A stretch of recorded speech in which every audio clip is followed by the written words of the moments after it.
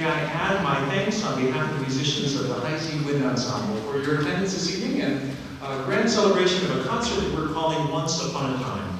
My name is Scott Jones. I have the great pleasure and fortune of being on this concert cycle, the guest conductor for this remarkable gem of a civic wind ensemble in the state of Ohio and this country.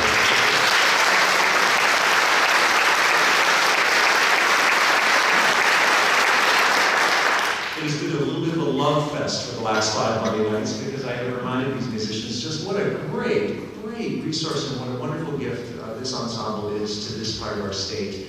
Our program began with a wonderful piece called Fanfares and Flourishes that we thought would get our celebration off to a nice start. The rest of the music on the program all has some kind of connection to a story.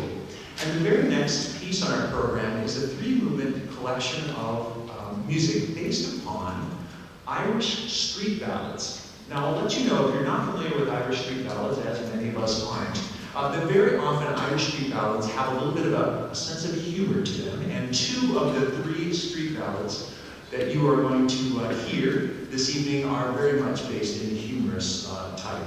And we are really delighted this evening to share actually on 2 of our pieces this evening, a wonderful narrator who is no stranger to this ensemble, Mr. Joe Galvin, who had a long, distinguished career as a public school band director in our state and is now retired, but we keep finding ways to keep him close to music. He is going to present to you, prior to each of the 3 movements, a reading of each of the 3 Irish street ballads. So would you please welcome to the microphone narrator Joe Galvin.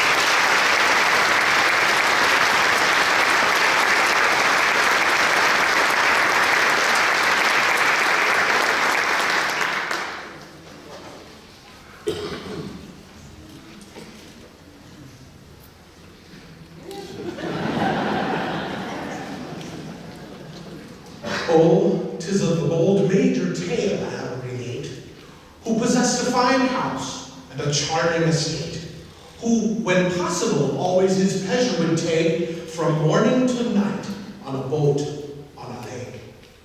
So a steam launch he bought from a neighboring pier, and he learned how to start her, to stoke, and to steer. But part of the craft he omitted to learn, how to ease her, and stop her, and back her astern. Well, one lovely spring morn from their moorings they cast, the furnace alight and the steam in full blast. As they cruised through the lake, oh, what pleasure was theirs, what congratulations, what swagger, what airs. Evening's come, says the major, let's home for the night. I'll pick up the mooring and make her all right, while you, my gay stoker, your wages to earn, just ease her and stop her and back her astern. Do what? Asked the stoker. Why, stop her, of course. Faith, it's easier than stopping a runaway horse. Just try it yourself, the field officer swore. But that was no use. They were nearly on shore. He swore at himself, at the boat and the crew. He cursed at the funnel, the boiler and screw, but in vain he was forced from his mooring to turn, shouting, ease her and stop her and back her astern. It was clear that on shore they that night would not dine, so they drank up the brandy, and the whiskey and the wine. They finished the stew and demolished the cake, and they steamed at full speed all the night around the lake. Weeks passed, and with terror and famine oppressed, one by one of that ill-fated crew sank to rest, and grim death seized the major before he could learn how to ease her, and stop her, and back astern. Still, round the lake the wild course they pursue, while the ghost of the major still swears at the crew, and the ghosts of the crew still reply in this mode, just ease her and stop her yourself and be blowed. Here's the moral in premise, whene'er you're afloat, don't use haughty words to your crew on your boat. And before starting, oh, make this your deepest concern. Learn to ease her and stop her and back her astern.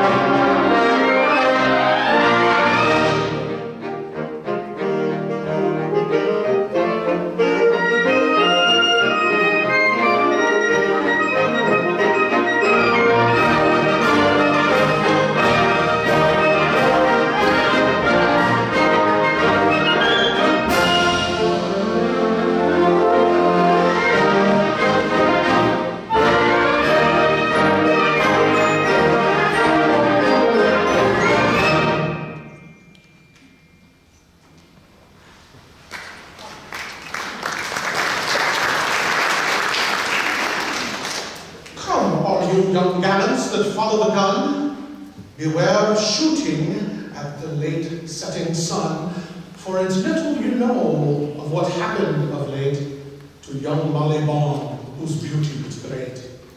It happened one evening in a shower of hail. This maid in a bower herself did conceal.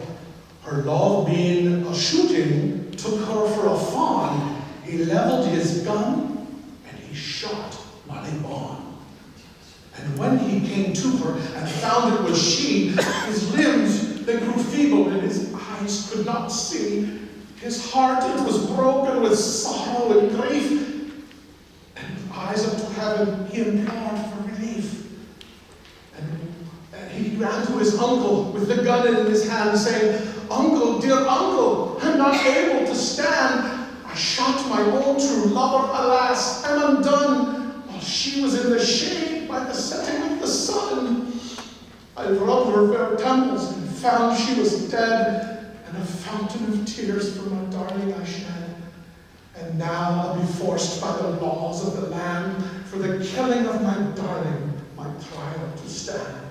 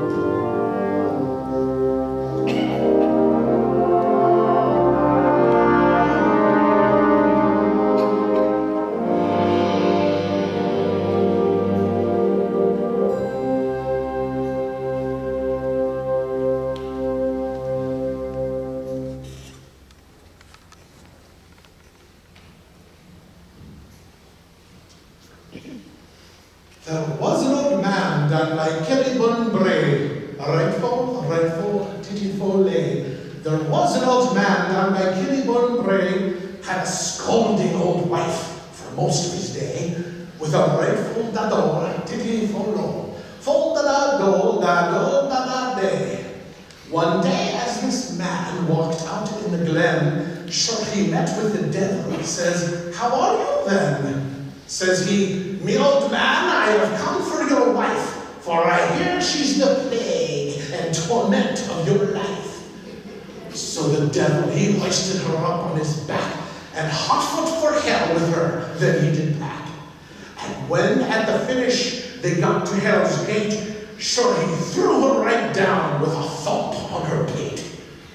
There were two little devils there playing at ball, whilst the one he was wee, sure, the other was small. There were two other devils there tied up in chains, and she lifted her stick and she scattered their brains. So the devil, he hoisted her up on his back. They were 7 years going, 9 days coming back.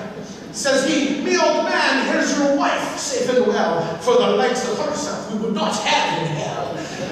Now I've been a devil most of me life, but I never was in hell till I met with your wife." So it's true that the women is worse than the men. Right, tittle. So it's true that the women is worse than the men. When they go down to hell, they are thrown out again.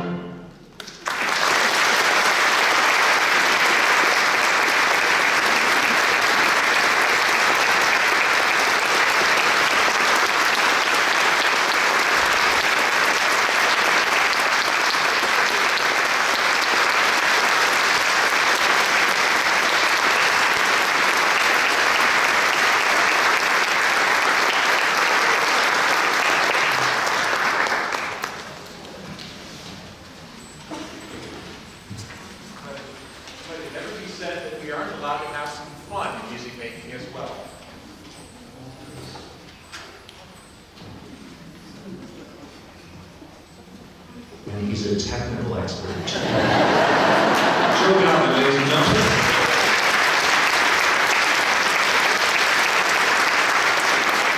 Isn't that delightful music and delightful stories? And you can hear the music and the story tied together so beautifully by Robert Sheldon. We're going to shift gears a little